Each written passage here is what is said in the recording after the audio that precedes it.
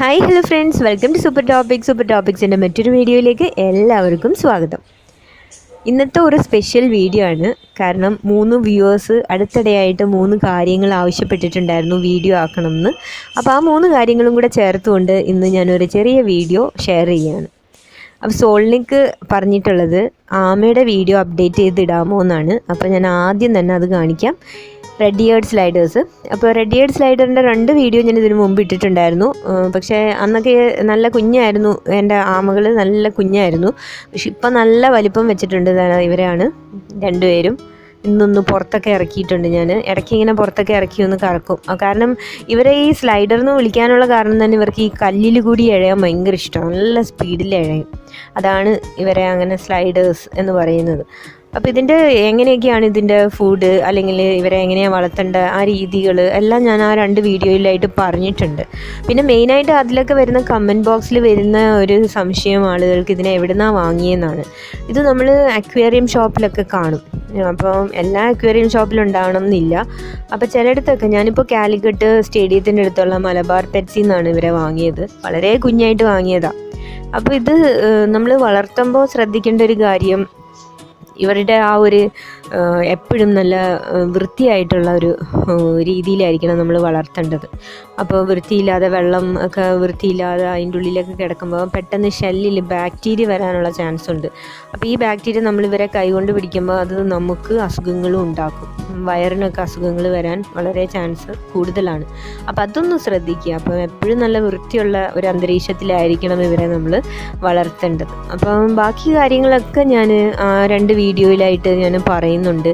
എന്തൊക്കെ ഭക്ഷണമാണ് കൊടുക്കേണ്ടത്, എങ്ങനെയൊക്കെയാണെന്ന്. അപ്പം ഇടയ്ക്ക് നമ്മൾ ഇവർക്ക് ഈ ഫുൾ ടൈം വെള്ളത്തിൽ കിടക്കുന്നത് അത്ര ഇഷ്ടമല്ല. അപ്പോൾ ഇടയ്ക്ക് നമ്മളിങ്ങനെ, പിന്നെ ഇവരെ നമ്മൾ ഇടുന്ന ടാങ്കിലാണെങ്കിലും വലിയ കല്ലുകളോ അല്ലെങ്കിൽ തടി കഷ്ണമോ ഒക്കെ നമ്മൾ വെച്ച് കൊടുക്കണം. കാരണം അതിൽ കയറി അവർക്ക് ഇരിക്കുകയും വേണം. അതുപോലെ തന്നെ വെയിൽ കൊള്ളുന്നതും ഭയങ്കര ഇഷ്ടമുള്ളൊരു കാര്യം ഇവർക്ക്. അപ്പോൾ കുറച്ച് വെയിലൊക്കെ കിട്ടുന്ന സൈഡിലാണ് നമ്മൾ അതിനെ ഇടുന്ന ടാങ്കെങ്കിൽ കുഴപ്പമില്ല. പക്ഷേ ഡയറക്റ്റായിട്ടുള്ളൊരു വെയിൽ കിട്ടുന്ന സ്ഥലത്തൊന്നും ടാങ്ക് വെക്കാൻ പാടില്ല.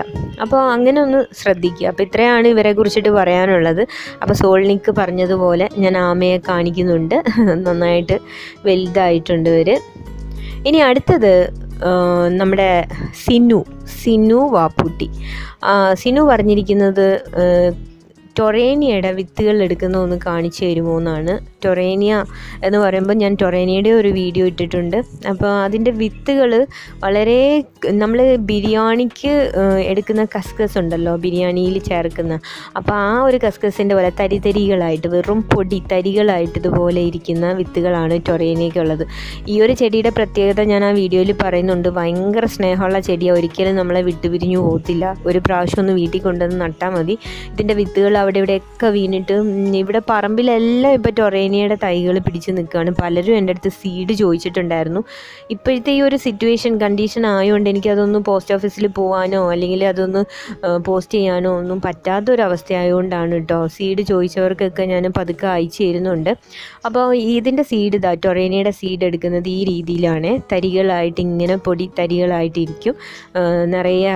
അതിങ്ങനെ ഉണങ്ങി വരുമ്പോൾ നമ്മളത് ഈ സീഡ് എടുത്തിട്ട് ഏതെങ്കിലും ചെടിച്ചട്ടിയിൽ ഇങ്ങനെ പാകി കൊടുക്കുകയോ എന്തെങ്കിലും ചെയ്താൽ മതി. ഇതിപ്പോൾ മഴ പെയ്യുമ്പോൾ ഫുൾ ഇതിൻ്റെ സീഡ് പൊട്ടി അവിടെ ഇവിടെയൊക്കെ വീണിട്ട് നിറഞ്ഞിങ്ങനെ പല കളേഴ്സിലുള്ള ടൊറേനിയ പിടിച്ചു നിൽക്കുന്നുണ്ട്. അപ്പോൾ ഇതാണ് ടൊറേനിയയുടെ സീഡ്. അപ്പോൾ എല്ലാവരും ഈ സീഡ് ഇങ്ങനെ കാണുന്നതല്ലാതെ അതിൻ്റെ ഉള്ളിലുള്ള ഈ തരികൾ ശരിക്കും പറഞ്ഞാൽ നോക്കത്തില്ല. ഇതിങ്ങനെ പറിച്ച് അങ്ങനെ മണ്ണിലിടുകയാണ് ചെയ്യാറ്. ഇതാണ് ടൊറേനിയയുടെ സീഡ്. അപ്പോൾ സിനുവിൻ്റെ സംശയം മാറിക്കാണെന്ന് വിചാരിക്കുന്നു. അടുത്തത് ഹരിത ചോദിച്ചിട്ടുണ്ടായിരുന്നു, കോളീസിൻ്റെ സീഡ് എങ്ങനെയാണ് മുളപ്പിച്ചെടുക്കുന്നതെന്നൊന്ന് കാണിക്കുക എന്ന് പറഞ്ഞിട്ടുണ്ടായിരുന്നു.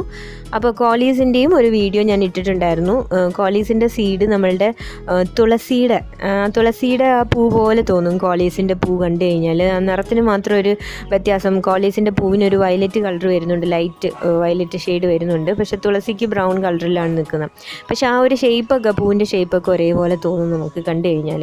ഈ കോളീസിൻ്റെ സീഡ് എടുക്കുന്നതെന്ന് പറഞ്ഞു കഴിഞ്ഞാൽ നന്നായിട്ട് ഉണങ്ങി നിൽക്കുമ്പോൾ നമ്മളിത് എടുത്തത് കൈ കൊണ്ട് ഇങ്ങനെ എടുത്തു കഴിഞ്ഞാൽ നല്ല തരിയായിട്ട് ചീരയുടെ കറുത്ത അരികളുണ്ടല്ലോ അതുപോലെ കുഞ്ഞു കുഞ്ഞു തരികൾ ഇതേപോലെ കിട്ടും.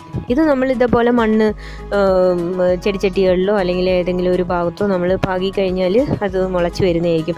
ഇതിൻ്റെ സീഡ് ശരിക്കും പറഞ്ഞാൽ ഞാനിപ്പോൾ എടുത്തിട്ട് എവിടെയും വിത്ത് പാകുന്നില്ല. ഇത് താനെ വീണിട്ട് ഞാനിത് നന്നായിട്ട് നിൽക്കുന്ന കോളീസിൻ്റെയൊക്കെ പൂക്കൾ മുറിച്ച് കളയാണ് പതിവ്. കാരണം ആ പൂക്കൾ നിന്ന് കഴിഞ്ഞാൽ ആ ചെടി പിന്നെ അങ്ങോട്ട് അതിനൊരു ഗ്രോത്ത് ഉണ്ടാവാറില്ല. അപ്പോൾ നമ്മളത് മുറിച്ച് കളയണം പൂക്കൾ. പിന്നെ വിത്ത് എടുക്കാൻ വേണ്ടിയിട്ട് നമുക്ക് വേണമെങ്കിൽ കുറച്ച് മാറ്റി നിർത്താം. അപ്പോൾ ഇത് വിത്ത് താനെ വീണിട്ട് അവിടെ ഇവിടെയൊക്കെ മുളച്ച് വരുന്നത് ഇതേപോലെ മുളച്ച് ഇങ്ങനെ വരുന്നതാണ്. കുഞ്ഞു കുഞ്ഞു തൈകൾ മുളച്ച് വരുന്നതാണ് കാണുന്നത്. അപ്പോൾ കോളീസിൻ്റെ സീഡ് ഇതാണ്. അപ്പോൾ ഇവിടെ ഒരാൾ പേടിച്ചോടി വരുന്നുണ്ട്. അവിടെ ഒരു സൗണ്ട് എന്തോ വീണ സൗണ്ട് കേട്ടതുകൊണ്ടാണ് പേടിച്ച് ഓടി വരുന്നത്. അപ്പോൾ ഇവരെയും കൊണ്ട് ഇങ്ങനെ ഇറങ്ങി. അപ്പോൾ ഇന്ന് ഈ 3 വ്യൂവേഴ്സിൻ്റെയും 3 സംശയങ്ങൾ അല്ലെങ്കിൽ 3 ആവശ്യങ്ങൾ ഞാൻ ഈ ഒരു വീഡിയോയിലാക്കി കാണിക്കുകയാണ്. അപ്പോൾ കോളീസിൻ്റെ ഒരു self pollination and cross pollination എന്ന് പറയുന്നൊരു വീഡിയോ ഞാൻ ചെയ്തിട്ടുണ്ടായിരുന്നു. അത് നിങ്ങൾക്ക് സെൽഫ് പോളിനേഷൻ എന്ന് പറയുമ്പോൾ ഒരു ചെടി മാത്രമേ കാണുള്ളൂ. അതിൻ്റെ പൂക്കൾ വീണിട്ട് വേറെ രീതിയിലുള്ള ചെടികളുണ്ടാവും. പക്ഷേ ആ ഒരു മദർ പ്ലാന്റിൻ്റെ രീതിയിലുള്ള ഇലകളും കളറും ഒക്കെ ആയിരിക്കും കുറച്ച് ഡിഫറൻസ് മാത്രമേ വരുള്ളൂ. ഒരേ ചെടിയിൽ നിന്ന് തന്നെ പോളിനേഷൻ സംഭവിക്കുന്നത്. പക്ഷേ ക്രോസ് പോളിനേഷൻ നടക്കുന്നത് എങ്ങനെയാണെന്ന് പലരും അതിൽ കമൻറ്റ് ബോക്സിൽ ചോദിച്ചിട്ടുണ്ടായിരുന്നു. അത് ജസ്റ്റ് നമ്മളൊന്നും ചെയ്യേണ്ട, ചെടികൾ അടുപ്പിച്ച് വെച്ചാൽ മതി. അപ്പോൾ ഈ ഒരു പരാഗണം സംഭവിക്കണമെങ്കിൽ നമുക്ക് ചെടികൾ അടുത്തടുത്ത് വെക്കുക, അത്രയും മതി. അപ്പോൾ പല കളേഴ്സിലുള്ള ഇലകളും വ്യത്യാസങ്ങളും ഒക്കെ ആയിട്ട് നമുക്ക് പല രീതിയിലുള്ള ചെടികൾ നമുക്ക് കിട്ടും. എനിക്കങ്ങനെ ഒരുപാട് വെറൈറ്റി അങ്ങനെ കിട്ടിയിട്ടുണ്ട് കോളീസിൻ്റെ. അപ്പം കോളീസ് നമ്മൾ ശ്രദ്ധിക്കേണ്ട ഒരു കാര്യം, കോളീസ് കുറച്ച് കാലമേ ആ കോളീസ് അങ്ങനെ നല്ല ഭംഗിയിൽ നിൽക്കും. പിന്നെ നമ്മൾ അതിൻ്റെ നല്ല ഇളം തണ്ടുകൾ മുറിച്ചിട്ട് വീണ്ടും തൈകൾ ഉണ്ടാക്കിയെടുക്കുക. അപ്പം ഒരു ചെടിയെ നമുക്ക് അങ്ങോട്ട് ഒരുപാട് കാലം അങ്ങോട്ട് വളർത്തിക്കൊണ്ടുപോകാൻ പറ്റത്തില്ല. ആ ചെടി ചീത്തയാവുന്നതിനനുസരിച്ചിട്ട് അതിൻ്റെ തൈകൾ നമ്മൾ പുതിയതായിട്ട് പ്രൊപ്പഗേറ്റ് ചെയ്ത് എടുത്തുകൊണ്ടേ ഇരിക്കുക. അപ്പം കോളീസിൻ്റെ 2 വീഡിയോ ഞാൻ ചെയ്തിട്ടുണ്ട്. അപ്പം സംശയമുള്ളവർ അതൊന്ന് കാണുക. അപ്പോൾ ഇതൊക്കെയാണ് ഇന്നത്തെ വീഡിയോയിലൂടെ ഞാൻ പറയാൻ ആഗ്രഹിക്കുന്നത്. ആമയുടെയും അതുപോലെ ടൊറേനിയയുടെയും കോളീസിൻ്റെയും വിശേഷങ്ങൾ ഇതൊക്കെയാണ്. അപ്പോൾ എല്ലാവർക്കും ഇന്നത്തെ വീഡിയോ ഇഷ്ടപ്പെട്ട് കാണുമെന്ന് ഞാൻ വിശ്വസിക്കുന്നു. ഇഷ്ടപ്പെട്ടിട്ടുണ്ടെങ്കിൽ തീർച്ചയായിട്ടും സബ്സ്ക്രൈബ് ചെയ്യുക, ഷെയർ ചെയ്യുക, ലൈക്ക് ചെയ്യുക, കമൻറ്റ് ചെയ്യുക. താങ്ക്